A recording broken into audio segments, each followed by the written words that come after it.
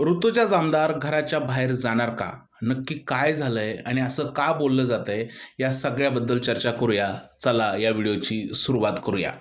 तर काल रितेश भाऊंनी ऋतूच्या जामदारची चांगली शाळा घेतली. त्यांनी असं सांगितलं, की ज्यावेळेस तुम्ही बोलताय, त्यावेळेस आम्हाला टीव्ही बंद करावा लागतोय, इथपर्यंत मजल पोहोचलेली आहे. तुम्ही तुमची भाषा सुधारा, नाहीतर याचं तुम्हाला खूप जास्त नुकसान होईल. जेव्हापासून ऋतुजा नॉमिनेट झालेल्या आहे, तेव्हापासून सगळेजण म्हणतात, की ही गेम खेळत नाही, ही घराच्या बाहेर जाणार आहे.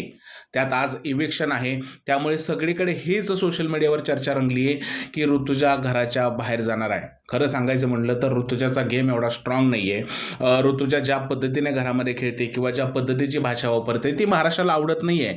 पण याचा अर्थ असा नाही आहे, की ती पहिल्याच आठवड्यात घराच्या बाहेर जाईल. कारण बिग बॉसच्या घराचं इव्हिक्शन हे खूप अनप्रेडिक्टेबल असतं आणि पहिलाच आठवडा आहे आणि ज्या पद्धतीने काल कंटेस्टंटला समज देण्यात आलेली आहे, यावरून असं वाटतंय, की या आठवड्यात कदाचित इव्हिक्शन पण होणार नाही.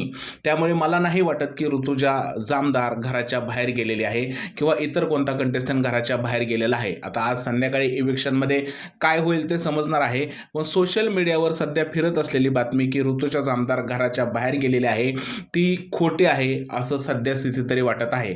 आता ती बातमी काय आहे हे संध्याकाळी आपल्याला कळेल. ऋतुजा बाहेर गेली का कोण गेलं हे संध्याकाळी कळेल.